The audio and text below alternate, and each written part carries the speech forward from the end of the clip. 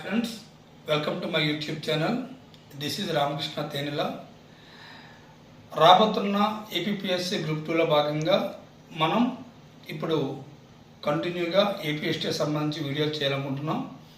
So ప్రతిరోజు కూడా ఒక టాపిక్ సంబంధించి మీకు పూర్తి విశ్లేషణతో నేను క్లాస్ చెప్పడం జరుగుతుందండి.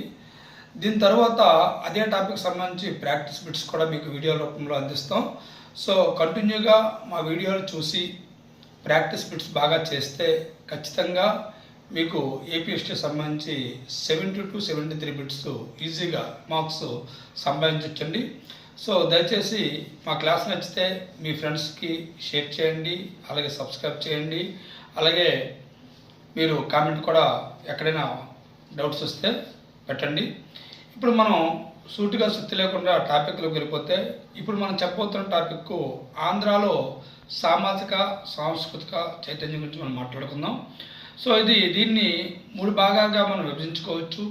మనకి వీరేశలింగం పంతులు గారి యొక్క పూర్వయుగమని, వీరేశలింగం గారి యుగమని, అలాగే వీరేశలింగం గారి అనంతర యుగమని కూడా 3 భాగాలుగా విభజించుకుంటే, ఇప్పుడు మనం మొట్టమొదటిగా వీరేశలింగం పూర్వయుగంలో కొంతమంది రచయితల గురించి కానీ సంఘ సంస్కృతుల గురించి కానీ మనం మాట్లాడుకోవాల్సి ఉంటుంది. సో ఇక్కడ మనం మాట్లాడుకుంటే ఈ ఆంధ్రాలో సంఘ సంస్కరణ ఉద్యమానికి ప్రసిద్ధి చెందిన మొట్టమొదటి ప్రాంతం ఏది అంటే ఎక్కడి ప్రారంభమైందని కూడా మనం మాట్లాడుకుంటే ఈ రాజమండ్రి కాకినాడ అనే ప్రాంతం ఈ సంఘ సంస్కరణ ఉద్యమానికి ఆరంభాన్ని చెప్పుకోవచ్చు. అలాగే ఈ ఆంధ్రాలో సంఘ సంస్కరణ ఉద్యమం ఎవరితో ప్రారంభమైందని అడిగితే ఇక్కడ వీరేశలింగం పంతులు గారు అని చెప్పేసి మనం చెప్పుకోవచ్చు. అలాగే ఈ సంఘ సంస్కరణ ఉద్యమాన్ని లేదా యుగాన్ని వీరేశలింగం యుగాన్ని కూడా పిలవడం జరుగుతుంది. అయితే ఇక్కడ మనం గత పరీక్షల్లో మనకి ఒక బిట్ ఇవ్వడం అనేది జరిగిందండి. ఆంధ్రదేశపు సంఘ సంస్కృతుల్లో మొదటి వ్యక్తి ఎవరిని అడుగుతాడండి. మొదటి వ్యక్తి అనగానే మనం గాబరాపడి వీరేశలింగం గారిని పెట్టకూడదు.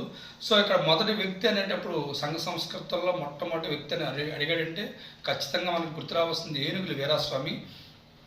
ఈ ఏనుగుల వీరాస్వామి మనకి ఎందుకంటే ఇతను ఒక యాత్రా చరిత్ర రచించడం జరిగింది. దాని పేరు కాశీ యాత్రా చరిత్ర. ఈ తెలుగులో తొలి యాత్రా చరిత్ర అండి. ఇది ప్రత్యేకత, ఇది చాలా ఇంపార్టెంట్. ఏనుగుల వీరాస్వామి గురించి మనం మాట్లాడుకునేటప్పుడు మాకు గుర్తురావాల్సింది తెలుగులో తొలి యాత్రా చరిత్ర గ్రంథ రచయిత ఎవరిని అడిగితే ఏనుగుల వీరాస్వామి. దాని పేరు ఏంటంటే కాశీ యాత్ర చరిత్ర, చాలా ఇంపార్టెంట్. అయితే ఇతను మద్రాసులో స్థాపించబడిన హిందూ లిటరరీ సొసైటీలో సభ్యుడిగా ఉన్నాడండి. సో ఇక్కడ మనకి ఏనుగుల వీరాస్వామి గురించి మనం మాట్లాడుకునేటప్పుడు ఇతను తొలి తెలుగు యాత్రా చరిత్ర కాశీ యాత్ర రచించాడు. ఇది చాలా ఇంపార్టెంట్. అలాగే ఆంధ్రదేశ సంఘ సంస్కృతుల్లో మొదటివాడు ఎవరు అంటే ఏనుగుల వీరాస్వామి. ఈ 2 పాయింట్లు చాలా ఇంపార్టెంట్, నీట్గా నోట్స్ రాసుకోండి. అలాగే నెక్స్ట్ ఇంకో వ్యక్తి గురించి మనం మాట్లాడుకుంటే ఆంగ్లంలో తొలి స్వీయ చరిత్ర కర్తగా మనకి వెన్నెలకంటి సుబ్బారావు గారిని మనం పేర్కొనవచ్చండి. చాలా ఇంపార్టెంట్. ఆంగ్లంలో తొలి తెలుగు స్వీయ చరిత్ర ఇక్కడ ఆంగ్లంలో తొలి స్వీయ చరిత్ర కర్తగా ఎవరిని పేర్కొంటారంటే వెన్నెలకంటి సుబ్బారావు గారు. సో ఇక్కడ ఈ పాయింట్ బాగా నోట్స్గా రాసుకోండి. అలాగే మనకి అప్పట్లో నెల్లూరులో హరిజన సంఘాన్ని స్థాపించి ఈ యొక్క దళితుల అభివృద్ధికి బాగా పాటుపడిన వ్యక్తి గురించి కూడా మనం మాట్లాడుకోవాలి. అతను ఎవరంటే అనంతరామ శాస్త్రి.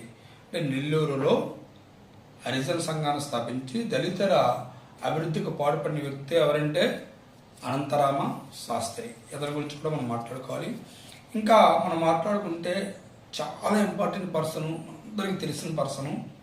సో గాజుల లక్ష్మీ నరశెట్టి. ఇతను భారతీయ తొలి ఆంధ్ర జాతీయవాది. ఇతను గుర్తింపు తెచ్చుకున్నాడు. ఇతను గురించి మనం మాట్లాడుకుంటే ఇతను చాలా మంచి వ్యక్తి, స్వతంత్ర సమరయోధుడు, రాజకీయ నాయకుడు, అలాగే ప్రజానాయకుడు, అలాగే ఇతను ఒక వ్యాపారి.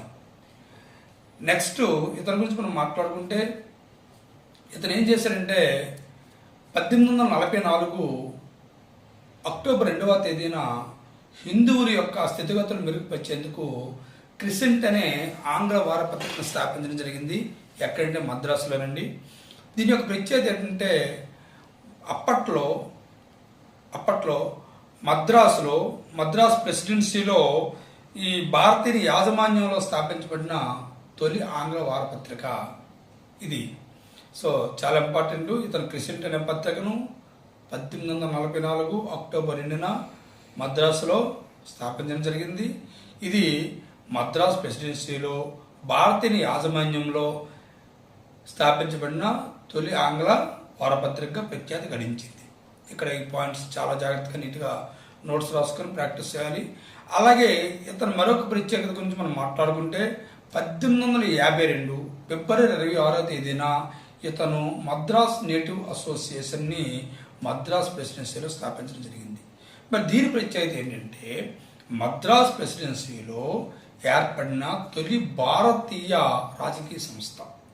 దీని యొక్క ప్రత్యేకత ఏంటంటే మద్రాస్ ప్రెసిడెన్సీలో ఏర్పడిన లేదా స్థాపించబడిన తొలి భారతీయ రాజకీయ సంస్థ.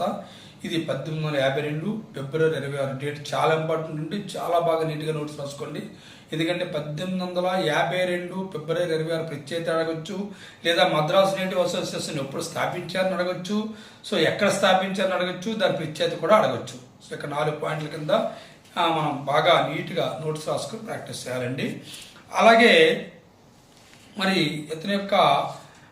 ఇతను స్థాపించిన ఈ మద్రాస్ నేటివ్ అసోసియేషన్ ఒకప్పుడు కలకత్తాలో స్థాపించబడిన బ్రిటిష్ ఇండియన్ అసోసియేషన్లో ఒక అనుబంధ సంస్థ అండి.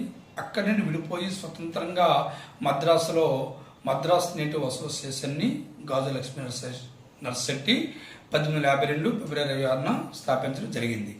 అలాగే ఇతని కృషితో 1841లో ఏం జరిగిందంటే high school of Madras university, ఇక్కడ బాగా గుర్తుంచుకోండి, 1841లో high school of Madras university అనే ఉన్నత పాఠశాలను ఇతని కృషితోనే స్థాపించడం జరిగింది. మరి దీని ప్రత్యేకత ఏంటంటే అప్పట్లో అలా స్థాపించబడిన ఆ సంస్థ 1857లో ఏం జరిగింది, మద్రాస్ యూనివర్సిటీగా మార్చడం జరిగింది. సో ఒకప్పుడు ఇతని కృషితో 1841లో హై స్కూల్ ఆఫ్ మద్రాస్ యూనివర్సిటీగా ఏర్పడిన ఉన్నత పాఠశాల 1857 నాటికి మద్రాస్ యూనివర్సిటీగా మార్చడం జరిగింది. సో ఇది చాలా ఇంపార్టెంట్. సో నెక్స్ట్ మనం ఇంకొకరి గురించి మనం మాట్లాడుకోవాలండి. ఇక్కడ తొలి తెలుగు వ్యాసకర్త చాలా ఇంపార్టెంట్, చాలాసార్లు అడిగాడు, స్వామినేని ముద్దు నరసింహయ్య నాయుడు. సో స్వామినేని ముద్దు నరసింహనాయుడు గారు ప్రత్యేకత ఏంటంటే తొలి తెలుగు వ్యాసకర్త. ఇతను రచించిన ఒక తెలుగు వచన గ్రంథం ఏంటంటే హితసూచని 1853లో రచించారు. ఈ హితసూచని యొక్క ప్రత్యేకత ఏంటంటే తొలి తెలుగు వ్యాస గ్రంథం. ఇది చాలా ఇంపార్టెంట్. సో ఇక్కడ మనకి హితసూచని చాలా బాగా చదవాలి. ఎందుకంటే ఆడ ఆప్షన్స్లో హితకారిణీయ, హితసూచనీయ, హితబోధినీయ, హితవాదినీయ అని చెప్పేసి ఆప్షన్స్ ఇచ్చాడు, మనకు కన్ఫ్యూజ్ అయ్యే అవకాశం ఉంది. కాబట్టి హితసూచని చాలా ఇంపార్టెంట్. ఎవరండి, స్వామినేని ముద్దు నరసింహనాయుడు. సో నోట్స్ రాసుకుంటున్నారు కదా, మీరు నీట్గా నోట్స్ రాసుకోండి. నెక్స్ట్ నేను ఇచ్చేటప్పుడు ప్రాక్టీస్ బిట్స్ మీరు 10కి 10 ఈజీగా చేసేటట్లు ఉండాలి. సో మా ఛానల్ కంటిన్యూగా వాచ్ చేయండి, అలాగే కంటిన్యూగా మీరు ప్రాక్టీస్ చేయండి. మరి నెక్స్ట్ ఇతని తర్వాత వచ్చే వ్యక్తి ఏంటంటే మనం కొమలేశ్వరం శ్రీనివాస్ పిల్లై. ఈ కొమలేశ్వరం శ్రీనివాస్ పిల్లై గురించి మనం మాట్లాడుకుంటే ఇతని ప్రత్యేకత మనందరికీ తెలుసు. అప్పట్లో స్త్రీలకు పాఠశాలలు అరుదు. అలాంటి స్త్రీలకు పాఠశాలలు ఎక్కడ ప్రారంభించినా ఇతని యొక్క ధన సహాయం చేసేవాడు. అలా ఇతను స్త్రీలకు ఉద్దేశించిన పాఠశాలకు 10,000 రూపాయల విరాళం కూడా ఇవ్వడం జరిగింది.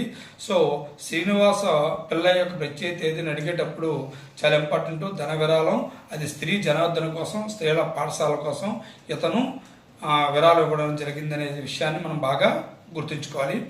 నెక్స్ట్ ఇంకో వ్యక్తి ఏంటంటే పరవస్తు వెంకటరంగాచార్యులు. ఇతని యొక్క ప్రత్యేకత ఏంటంటే వితంతు పునర్వివాహాలు శాస్త్ర సమ్మతమే. శాస్త్ర సమ్మతమే, శాస్త్రాలు అక్కడ ఘోషిస్తున్నాయి, వితంతు పునర్వివాహాలు చేసుకోవచ్చు అని చెప్పేసి ఇతను ప్రచారం చేయడానికి కరపత్రాలు కూడా పంచడం జరిగింది. సో కరపత్రాల ద్వారా ప్రచారం చేశాడు. సో ఇక్కడ ముఖ్యమైన పాయింట్ ఏంటంటే వితంతు పునర్వివాహం శాస్త్ర సమ్మతమే అని కరపత్రాల ద్వారా ప్రచారం చేసిన వ్యక్తి ఎవరిని అడుగుతారు? సో పరవస్తు వెంకటరంగాచార్యులు. ఇది చాలా ఇంపార్టెంట్. ఇతను హిందూ వివాహ శాస్త్ర సంగ్రహం అనే గ్రంథాన్ని కూడా రచించడం జరిగింది. సో ఇతని గురించి మనం మాట్లాడుకుంటే ఇతను శతావధానంలో నిష్ణాతుడు. అందుకోసం ఇతనికి మహామహోపాధ్యాయ అనే బిరుదు లభించింది. సో మహామహోపాధ్యాయ అనే బిరుదు లభించింది. ఇతను వితంతు పునర్వివాహాలు శాస్త్ర సమ్మతమని చెప్పేసి కరపత్రాలు పంచడం జరిగింది. అలాగే హిందూ వివాహ శాస్త్ర సంగ్రహం అనే గ్రంథాన్ని రచించడం జరిగింది. ఎవరండి? పరవస్తు వెంకటరంగాచార్యులు. నోట్స్ రాసుకొని 1, 2 సార్లు 3 సార్లు 4 సార్లు చదవండి. సో డైరెక్ట్ బిట్లు పిన్ టు పిన్ పడతాయి. సో ఏపీ హిస్టరీలో ముఖ్యమైన ప్రత్యేకత ఏంటంటే ఎవరు నెంబర్ ఆఫ్ టైమ్స్ చదివి బాగా గుర్తుంచుకునేటట్టు ప్లాన్ చేసుకొని ప్రాక్టీస్ చేస్తారో వాళ్ళకి ఖచ్చితంగా ఎక్కువ మార్క్స్ వచ్చే అవకాశం ఉంటుందండి. సో నెక్స్ట్ ఇప్పుడు మనం వీరేశలింగం పంతులు గారి గురించి మనం మాట్లాడుకునే ముందు వ్యక్తి వీరేశలింగం పంతులు గారి యొక్క గురువు గారు ఆత్మూరు లక్ష్మీ నరసింహం గురించి మాట్లాడుకోవాలి. ఎందుకంటే ఆత్మూరు లక్ష్మీ నరసింహం అనే వ్యక్తి మన కందుకూరి వీరేశలింగం గారికి యొక్క గురువు గారు, సహచరుడు, సన్నిహితుడు. అతని యొక్క ప్రతి విషయంలోనూ సపోర్ట్ చేస్తూ వచ్చారు ఇతను. సో ఇతను ధవళేశ్వరం వద్ద మొట్టమొదటి బాలికల పాఠశాలకి ఇతను ప్రధాన ఉపాధ్యాయుడిగా పనిచేయడం జరిగింది. అలాగే ఇతను కుల వ్యవస్థ లేదు, తనకు కులం లేదు అని చెప్పేసి వెలుగెత్తి చాటేటట్లు తన జంధ్యాన్ని కూడా తీసేసి పక్కకు పెట్టేశాడు అనమాట. సో అలాంటి వ్యక్తి ప్రోత్సాహంతో అతని యొక్క అతని చూపిన చొరవతో మరి కందుకూరి వీరేశలింగం గారు కూడా అదే జంధ్యాన్ని త్యజించి తనకు కూడా కులం లేదని చాటి చెప్పడం జరిగిందండి. సో మనకి ఇక్కడ బిట్ ఎలాగేస్తారంటే కందుకూరి వీరేశలింగం గారు గురువు గారు ఎవరైనంటే ఆత్మూరి లక్ష్మీ నరసింహం. చాలా ఇంపార్టెంట్ అండి. ఇతని యొక్క ప్రత్యేకత ఏదైనా అడిగితే ధవళేశ్వరం వద్ద బాలికల పాఠశాలకు ప్రధానోపాధ్యాయుడిగా పనిచేయడం జరిగింది.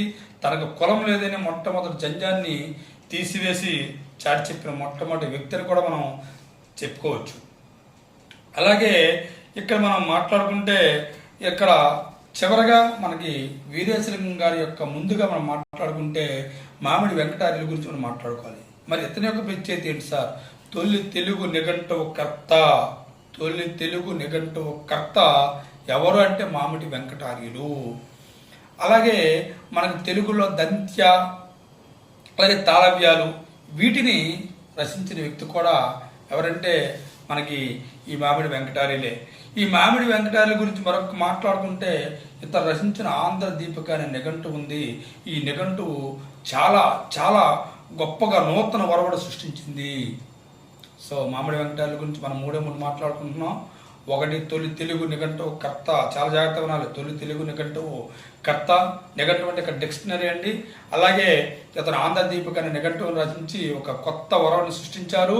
అలాగే ఇతను దంత్య తాళవ్యాలను కూడా ఇతనే మొదట ప్రవేశపెట్టాడనే విషయాన్ని మనం బాగా గుర్తుంచుకొని బాగా చదువుకొని నీట్గా నోట్స్ రాసుకోవాలి. సో ఇప్పుడు మనం ఇప్పటి వరకు చెప్పుకుంటున్న వ్యక్తులు ఎవరంటే ఈ వీరేశలింగం పంతులు గారి యొక్క ముందు యుగానికి సంబంధించి మనం సంఘ సంస్కృతంలో కొంతమంది నుంచి మనం మాట్లాడుకున్నాం. Thank you friends. మీకు ఈ వీడియో నచ్చితే లైక్ చేయండి, అలాగే మా ఛానల్ సబ్స్క్రైబ్ చేయండి, అలాగే మీ ఫ్రెండ్స్కి షేర్ చేయండి. అలాగే మీకు ఏమైనా డౌట్స్ ఉన్నా లేకపోతే మీరు ఏదైనా చెప్పాలనుకున్న కామెంట్ రూపంలో తెలియజేయండి.